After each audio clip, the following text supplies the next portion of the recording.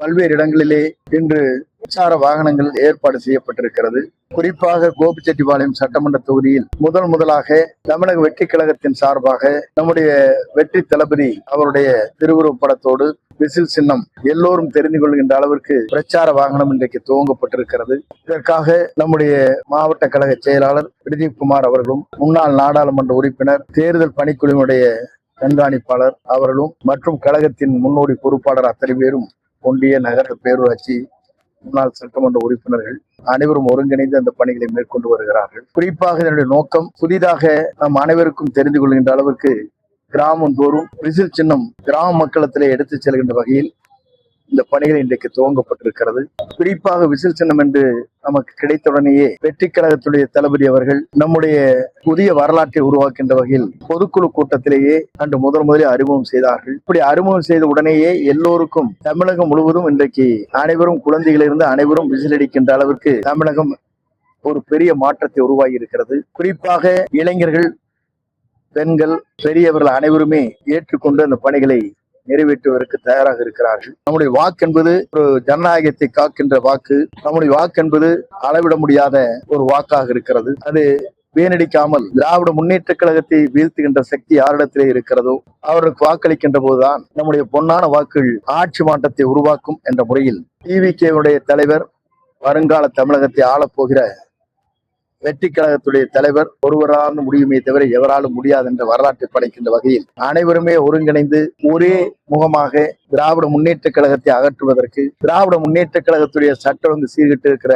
நிலையை மாற்றுவதற்கு இன்று 5000 என்று சொல்லி இருக்கிறார்கள். அந்த 5000 என்பது எல்லோரும் பார்க்கின்ற போது, குறிப்பிட்டு காட்டுகிற போது உங்களுக்கு தெரியும், ஒருவருக்கு மாதம் 40 ரூபாய் தான் கிடைக்கும். வெறும் 40 ரூபாய்க்காக மாதம் 40 ரூபாய் கிடைக்குங்கிறதுக்காக வாக்களித்திட முடியாது. 40 ரூபாய் கிடைக்கிறது என்பதற்காக 5 லட்சம் கோடியை கொள்ளையடிப்பதற்காக மக்களை ஏமாற்றுகிற திட்டமாக இந்த திட்டம் இருக்கிறது.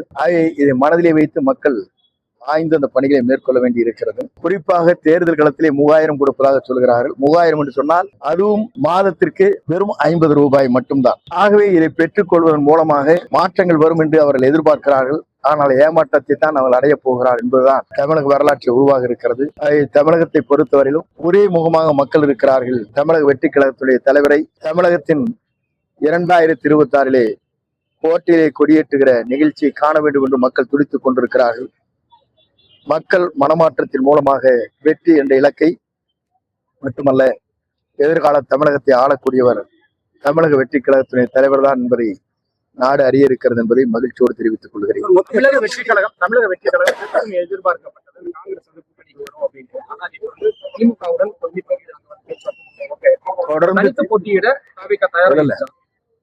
தொடர்ந்து காங்கிரஸ் இன்றைக்குமே திமுகவோட கூட்டணி தான் இருக்கிறது. சில மனமாச்சரியங்கள் வந்திருக்கிறது. எங்களால் அவருக்கு பயன் கிடைத்திருக்கிறது. அவ்வளவு. ஒவ்வொரு கட்சியும் இன்றைக்கு என்டிஏ கூட்டணியாக இருந்தாலும் சரி, திமுக கூட்டணியாக இருந்தாலும் எங்களை காட்டி கூடுதல் சீட்டு பெறுகிற அளவுக்கு தான் நிலை இருக்கிறது. ஆகவே எங்களிடத்திலே வந்து விடுவோம் என்று சொல்லி கூடுதல் சீட்டு பெற்றிருக்கிறார். தனித்து போட்டியிட தயாராக இருக்கா? பொறுத்திருந்து பாருங்கள். தனித்தா வலிமையான கூட்டணி என்பதை நீங்க காணப்போம். அதிமுகவோட வர்றதுக்கு பாத்துன்னு சொல்லி ஜெயக்குமார் நேற்று ஒரு குற்றச்சாட்டு வச்சிருக்காரு சார். பத்திரிகையாளர் சந்திக்க திராணி இல்லாம இருக்காரு விஜய். இப்ப அதிமுக பக்கம் திரும்பி பார்த்துட்டு இருக்குது, யாரு கூட்டணிக்கு வரல அப்படின்னு சொல்லிட்டு ஜெயக்குமார் சொல்லியிருக்காரு. ஜெயக்குமார் வேண்டுமானால் நம்முடைய அணிக்கு வரலாம். அவருக்கு அங்கே சீட்டு கிடைப்பதில்லை, கிடைக்க போவதில்லை. அவர் மகனுக்கு மட்டும்தான் கிடைக்கும். ஆரங்கத்திலே பேசிக் கொண்டிருக்கிறார், அவ்வளவுதான். அவருடைய கருத்திற்கெல்லாம் நல்ல நண்பர். ஆகவே கருத்து சொல்வது சரியாக இருக்காது. ஆகவே ஒவ்வொருவரும் தங்கள் மனதிலே உதிப்பதை எல்லாம் எடுத்துச் சொல்லக்கூடாது.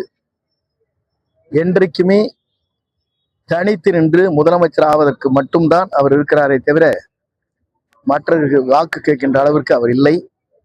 ஆர்ப்பரித்து வருகிற கூட்டம், அலைமோதுகிற கூட்டம், 18 வயது 45 வயதிலும் இருக்கிற அனைவருடைய மனநிலையை புரிந்து கொண்டு மற்றவர்கள் பேசினால் சரியாக இருக்கும்.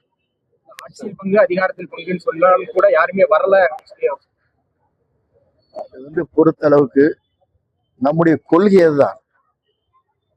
மற்ற கட்சிக்கும் இருக்கிற வேறுபாடுகள் தான்.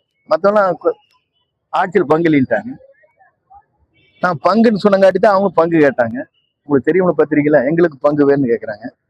எங்களால் அவர்களுக்கு ஒரு புத்துணர்வு ஏற்பட்டு இருக்கிறது, அவ்வளவுதான். தனித்து வெற்றி பெற முடியும் அப்படிங்கிற போது ஏன் இந்த கூட்டணி எதிர்பார்த்து வருகின்றவரை வரவேற்போம், அதில் என்ன தயக்கம் இருக்கிறது? ஜெயக்குமார் வந்தாலும் ஏத்துக்குவீங்களா சார் கட்சியில? ஜெயக்குமார் வந்து நண்பர் வருவதாக சொல்லட்டும், அதற்கு பிறகு அதை பற்றி பேசுவோம். ஏனென்று சொன்னால் வருவாரா ஏற்றுக்கொள்வீர்கள் என்பது அவர் வரட்டும் என்று சொல்லட்டும், அதற்கு பிறகு அதை பற்றி தலைவிடத்திலே சொல்லுவோம்.